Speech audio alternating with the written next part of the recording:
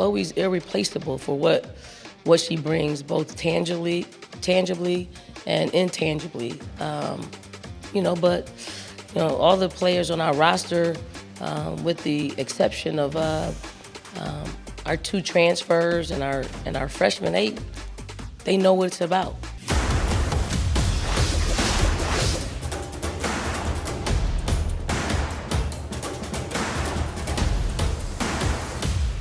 Welcome onto the sideline, everybody. Matt Dowell and Claire Foley with you today. And we're getting to the point where everything's happening at the same time. And we're all in our sports office like, do we need a podcast episode about this? Do we need a podcast episode about this? So we're doing more episodes this week than we ever have.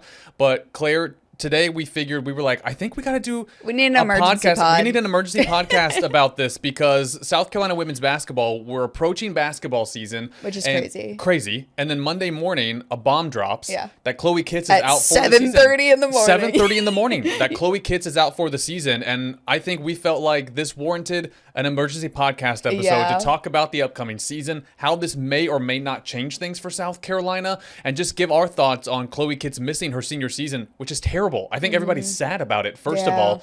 But yeah, it dropped early on Monday morning that she was out for the season. I don't know if it was a huge surprise, though, just because of that picture that was going around socials last week of her in that huge knee brace. And, we've seen a lot of injuries over the years. It didn't look good, but you just thought, you always know what that knee brace is for, too. Yeah. Like, there are certain ones like, oh, it could be this, could be that. When you see, like, the Megatron one. It's like, ooh. Yeah, the ACL brace always looks a bit more intense than just a normal bandage or wrapping or whatever. But Chloe Kitts is out for the season, which is heartbreaking for her senior year. We'll see if she comes back for another year because she can redshirt if she wants to, or if she'll just forego and, go to the pros after. That's a conversation for another time. But Claire, let's just talk about what this means for South Carolina going forward, because Chloe obviously is one of the most experienced players on this roster. She's been a starter for the past 2 seasons, averaging 10 points, 7 rebounds last season, SEC tournament MVP. I was assuming she was heading towards an all-conference type year, maybe even all-American type season, getting herself ready for the draft. And then something like this comes, and it's not only just a huge moment in her career, but also changes kind of what South Carolina looks like going into this season. But what are your thoughts on this injury for her and how it impacts South Carolina? I think it's an interesting position for this team to be in. You think of the continuity they've had in a lot of recent years where one season ends when obviously they're usually ending in a successful way, and there's kind of like, okay, there's continuity here. We know what to expect year to year. I feel like this is the first in maybe a while that there are a lot of question marks because you lost so many key pieces in who moved on to the next level or graduated and whatnot, and now you lose Ashlyn to deciding not to compete this year, and now Chloe. I hate it for her. I was really excited, especially after last year's playoff run, to see her develop as a leader.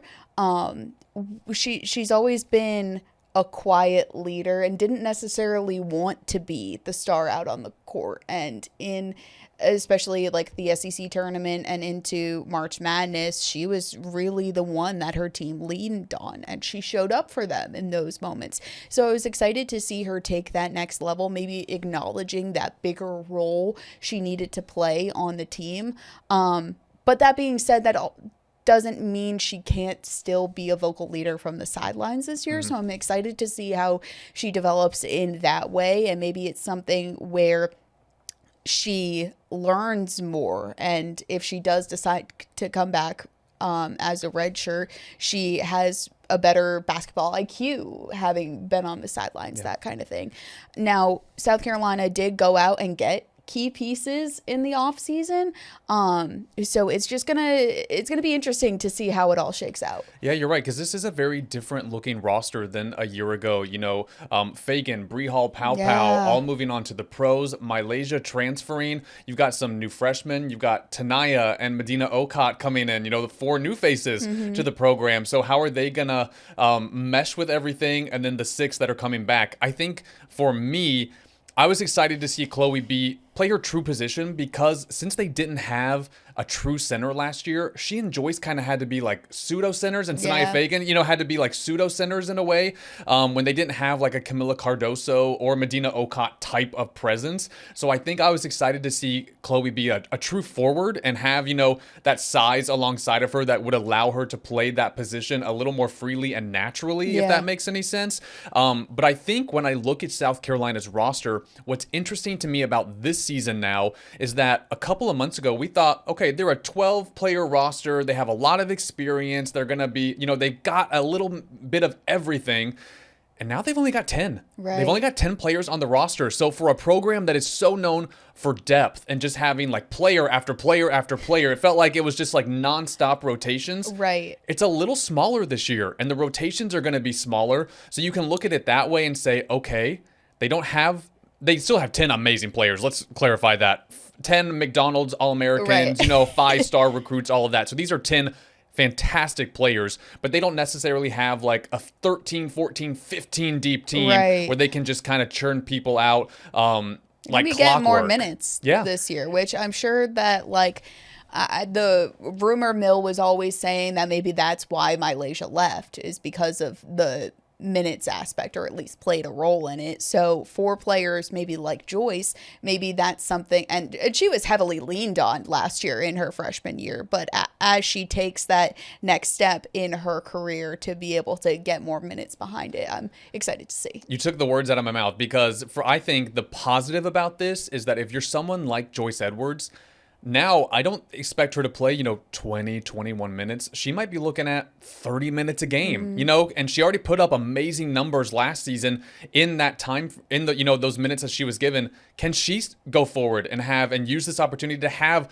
an All-American type season, I think? And Miriam Dowda, Adele Tack, there's a lot of opportunity now for these post players with Chloe's and Ashlyn's absence in the season. And I'm excited to see in that specifically for Ashlyn, because they had so much depth before. If someone was struggling, Staley might have been quick to pull the trigger, get them out, get somebody else with fresh legs back in. Maybe this allows her to maybe work through some things a little more, see how she adjusts to adversity and challenges, especially now that she doesn't have the freshman star aspect maybe like looming over her. She knows what she's going into. She has the experience of being in the postseason in her freshman year, playing alongside these players, and even just being in college in general. Like having to adjust to that. And I think being able to get more minutes out of it is only going to help her confidence. Yeah, agreed. Joyce Edwards, I'm expecting big things. And I think we said earlier in the year, after the national championship, there was a lot of emotions from the Gamecocks. Joyce was the one that we all noticed was visibly very, it wasn't like tears. It was like that competitive, I'm mad we lost. It's like, oh, this is the villain era arc. Yeah, you could tell Joyce was like, oh, I'm not happy about the way this went. Well, and it was in a good way. Yeah, wasn't her quote something like, and I'm like trying to remember back to like my live shot from last year. She said, "This is a moment we don't ever want to be in again." Yeah. Like, we know how it feels now to lose. We don't want to ever feel this again. And when you think about leadership, too, there's no reason why a sophomore can't be a leader. Sure. I covered the freshies when there were 3 freshmen in the starting lineup, and so there's no reason why Joyce can't take this opportunity and become one of the faces of the team, and use this opportunity to be a voice on the floor that maybe she wouldn't have gotten that opportunity, if Chloe and Ashlyn are in the game. I don't know. It'll be interesting to see the dynamics. But Dawn Staley and the South Carolina Gamecocks were at the SEC tip-off this week, and of course one of the big questions was about Chloe Kitts and her absence, and here's what Dawn Staley had to say about Chloe's season-ending injury and how that affects her team this season. I just really need them to be themselves. I mean, they're Chloe's irreplaceable for what she brings, both tangibly and intangibly. But all the players on our roster, with the exception of our 2 transfers and our freshmen, they know what it's about. Miriam's playing extremely well and much improved. Adele's playing much improved. Joyce, Joyce is Joyce. Joyce is going to probably take the brunt of it because she's just got more playing experience under us. But, the same conversations I'm having with Joyce with or without Chloe, I'm having. So it's not like, we're going to ask somebody to be Chloe because that's impossible. But we're unafraid to go into the season without Chloe. Like, you're not going to see us. We're not going to skip a beat. Our players know that anytime we sustain any kind of injury, we believe in the system that we put together. We believe in the players that we assembled. I mean, if you look at throughout our time at South Carolina, we haven't had very many injuries throughout my career, but the times that we've had sustained some injuries, we won a national championship after sustaining an injury to Elena Coates, right? We'll figure out a way, and we'll make adjustments. And I'm somewhat glad it happened at this time where you don't have to make adjustments mid-season. You go with who's healthy to go. Dawn Staley, very confident in the 10 players she has going forward. Obviously devastated over losing one of her star players, but I think, when you recruit the way that Dawn does, you do have confidence in these 10 players. And they're still, in my opinion, a Final Four caliber team, a championship caliber team, even with the loss of Chloe and Ashlyn. I think we all kind of, accepted the Ashlyn news a couple months ago, but now with Chloe's absence, I still expect them to be in Phoenix personally. But Claire, what stood out to you about what Dawn said? Yeah, it was a very similar response to when we heard the news last year about Ashlyn's ACL. They knew it was going to be a loss, but they had the confidence in their roster. I mean, all of last season, other coaches maybe got frustrated with the fact that South Carolina had so much depth, so many McDonald's All-Americans on their roster. And these are the moments that you need it and are glad you have it, and glad you have a program that so many great players want to come to, is that it can be a next man up mentality, and it's not necessarily a huge drop off in whoever steps up next. So I do have confidence in them. Yeah, and I think, we'll see right away. The good thing, too, this year, the non-con is not as tough as it has been in years past. So I think they're going to have a few more opportunities to work on chemistry, to get the flow of things, especially those first few games when they're going to be the heavy favorites against the opponents that they have before, the holiday tournaments and all those things get underway.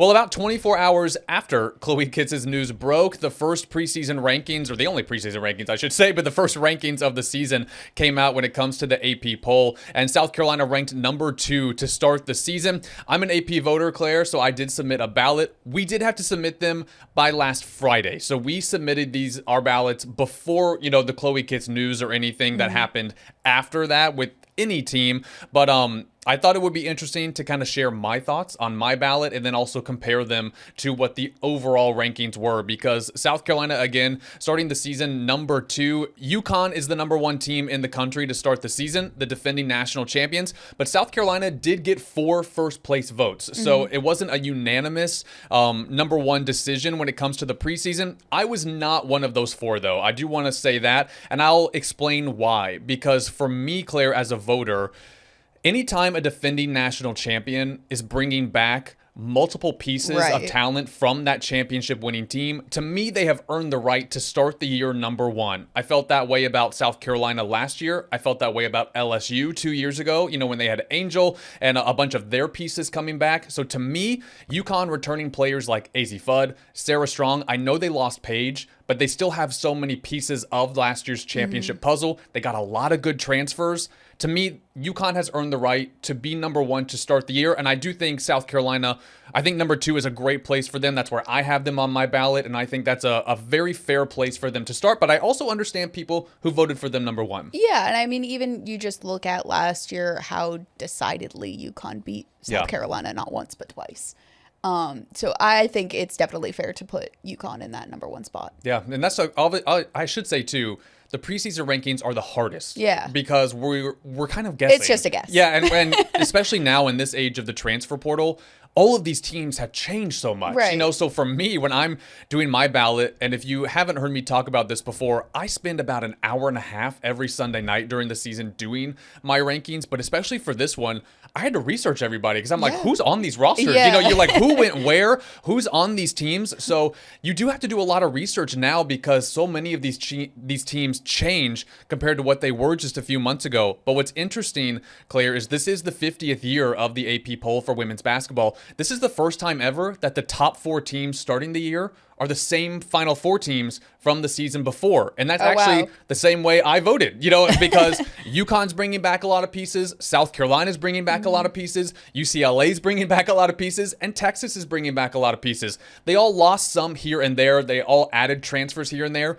But they all have the majority of their star players from last year. So it's interesting that it's UConn, South Carolina, UCLA, Texas, which is the top 4 I had.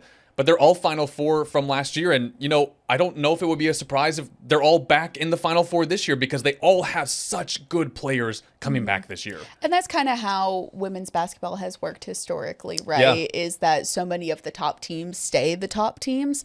Obviously, that has changed a little bit with the transfer portal and things like that. But I do think that while there has been change, a lot of the roots and identity maybe of these programs have stayed the same. But it'll be exciting to see how those little changes change the outcome of these teams as a whole. Yeah. When I look at my ballot compared to the overall, and I also want to tell people too, when I vote every single week, like once the season starts and once people start winning and losing, I don't go off of what the overall ballot is. Like when I vote the next week, I go off of what my ballot was from the previous week. So I'm looking at how I voted and I adjust accordingly there. Everyone votes differently. We don't talk to each other, so I can't speak for anyone else but myself. But that's how I vote, just to give you an idea of what I'm thinking every Sunday night. I'm saying, okay, like South Carolina was number 2. I look at their wins, losses, and I move them accordingly, regardless of where they are in the overall poll. But a couple of things that stood out to me, Claire, teams that I'm high on that actually were different compared to the overall, which was interesting. I'm really high on this Duke team going into the season. They return a lot of experience. They got to the Elite Eight last year. They've got Jaden Donovan, Ashlyn Jackson. Toby Fournier is going to be a sophomore. She had a great freshman season. They won the ACC tournament. I think they're 7th in the overall, which is also, I think everyone agrees they're a top 8 team. I just personally had them in my top 5 because I expect them to be good. They have all those experienced pieces.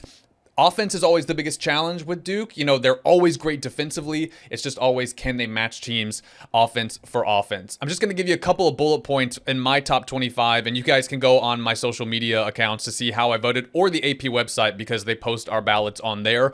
LSU I have at 6. They're always a tough team to vote on because everyone talks about their schedule, but I always tell people, if you don't think LSU is going to be in the conversation come March, you're crazy. They always have talent. They're always going to be well coached by that time of year. So I understand the arguments about the schedule, but LSU has so much talent. The biggest question for me this year is their post play, because I don't think they have a lot of depth in that position. So I'm interested to see how they do there. But when you have Flage, Michaela, Mylasia, that's a top 10 team, just based off of those 3. Oklahoma and Tennessee are my 7 and 8, and you can, if you have the overall, and I do too. LSU is 5 in the overall, which again, not that different from mine. Oklahoma is 7 in the overall. Oklahoma is 6, excuse me. Duke is 7, Tennessee 8, NC State 9, Maryland 10. It's pretty similar to mine. I have Duke 5, LSU 6, Oklahoma 7, Tennessee 8, Maryland 9, NC State 10. Oklahoma and Tennessee are 2 teams that I think have gotten better roster-wise coming into this season. Their style of play just always makes me think that they can beat anybody, but things can go wrong quickly if things don't go well. Sure. But I do think Oklahoma and Tennessee are going to have good seasons. The one team I did want to point out that I'm really high on going into this season is TCU, because they lost Haley Van Lith, they lost to Dona Prince, but they added a lot of good transfers this season, especially Olivia Miles. And then they added Kentucky's Clara Del Silva. They have a lot of size. I was looking at their roster. They've got a couple 6'7s, a 6'8. Olivia Miles is so dynamic. Played for Notre Dame, the past few years. So I think TCU is ranked 17 in the overall one. Yeah, 17. I have them at number 11. I expect TCU to be really, really good, and they play in a good conference where I think they're going to get a lot of good play. But you guys, again, can look at my social media accounts to see my entire thing. The teams that I'm kind of curious about, Notre Dame, they have Hannah Hidalgo, but they lost a lot of talent in the transfer portal. And then Southern Cal, who, of course, is going to be without Juju Watkins, and they lost a lot in the transfer portal. So I do have them ranked. But the Trojans are a team where you're kind of saying, okay, what are they going to give us this year without Juju Watkins, who obviously National Player of the Year? But Claire, what are your overall thoughts on the rankings? That was a lot, so I hope that was easy to follow for everyone. I think just based on last year, one team that I'm eager to see back and see what they do because we saw them so much last year is Texas. Yeah. I think just because South Carolina played them so much and because it was really built up, and maybe this is just my interpretation, I feel like maybe they're a little bit annoyed by that matchup, and maybe there's not a rivalry, but something brewing a little bit there. And I think that maybe they have a chip on their shoulder and are feeling like an underdog of sorts. Obviously, they're ranked number 4 in the country, so not necessarily that much of an underdog. But I'm excited to see what they do with it. Yeah, and I think for Texas, you got to think they're going to work on that 3-ball because that's what they were missing last season. Can they add that? They do have good pieces. Rory Harmon, Madison Booker, Kyla Oldacre is coming back, so they do have really big pieces from last season that are returning. And I was going to say, I expect UConn to win the Big East again comfortably. I expect UCLA to cruise through the Big Ten without Juju in this conference this season. But South Carolina definitely has the toughest conference, like by far. When you look at this, there are five top 10 teams that are in the SEC, 8 in the top 25 in the overall AP poll. So South Carolina, I mean, it's always a gauntlet in the SEC, but this year especially, they look like the best conference once again compared to what, their top counterparts are going to have to go against in their conference. And for a year where South Carolina does have some big changes and losing some big pieces, they're going to have to use the non-conference schedule to really find their identity early. And that was something that once it got to the SEC tournament and March Madness last year was that they struggled to maintain that identity, I think. And that's where you saw some of their offensive struggles where it just felt like they couldn't get in a rhythm and they couldn't get in sync, get things going. So I think they'll really need to use that non-conference schedule that you mentioned, not necessarily as difficult, to really workshop through those things and get that identity solid as a rock. I'm excited for the season to start. There is so much depth in women's basketball now, and it has been that way for a few years, but it just feels like it gets better and better every year. So I think a lot of these teams are going to come to play this season as always. I think we're in for a lot of really exciting matchups. I'm excited to see everyone play to be like, all right, how different will this look, a month from now? So I'm excited for things to get underway. But Claire, anything else you want to add before we wrap this up? Because the season, couple weeks away. I know. I don't know if we mentioned this before, but obviously we talked about Chloe's torn ACL. She did have the surgery. Her dad said it was successful and appreciated all the love and support the family received. So well wishes to her on her recovery. I know. The Gamecock fans are definitely going to miss Chloe Kitts this season, but she'll be on the bench cheering on the team, and hopefully her rehab and everything goes well, and we can see her back here next season. But we need to stop all the ACL tears. That's actually reminded me. That's something I was going to ask you that's something that I feel like women's sports in general is a more common injury, but especially women's basketball. Do you think it has anything to do with the rigor of the season? And I know you talked about concerns at the end of last season with how quick it is a transition to the pros. Do you think it's anything specific about just the start and stop movements that they have out on the court? I don't know. I really don't know what the answer to that question is, but it does feel like we might need to get an athletic trainer on the podcast. maybe we need to get someone like Molly Benetti or someone who would know the ins and outs of that, because I don't know what it is, because it does feel like it's been a lot recently across the country, not just here in South Carolina with Ashlyn and Chloe, but it feels like a lot of people are suffering from torn ACLs. So I don't know. That's a good question. We should get a trainer on the pod to see if they can kind of dive deep into if any trainers are listening, the science behind all of it, because that's something that I'm not sure. But South Carolina opens their season against Grand Canyon on November 3rd, and we do have the Garnet and Black Madness event next week, and Waka Flocka Flames coming to town, y'all. Oh, like we have to be professional at the Waka Flocka Flame. But we'll be there next Tuesday having a good time with both basketball teams and the season right around the corner. She's Claire Foley. I'm Matt Dowell. We'll see you next time here on South Carolina Sideline. We will have our game day preview for football coming out on Thursday. So we will preview South Carolina and Oklahoma right here on South Carolina Sideline. Enjoy the day, everyone, and give us your thoughts on the upcoming season, Chloe Kitts, and how you would rank the top 25. We want all of your thoughts. Subscribe on YouTube, Apple Podcasts, Spotify, and Amazon Music. See you guys next time.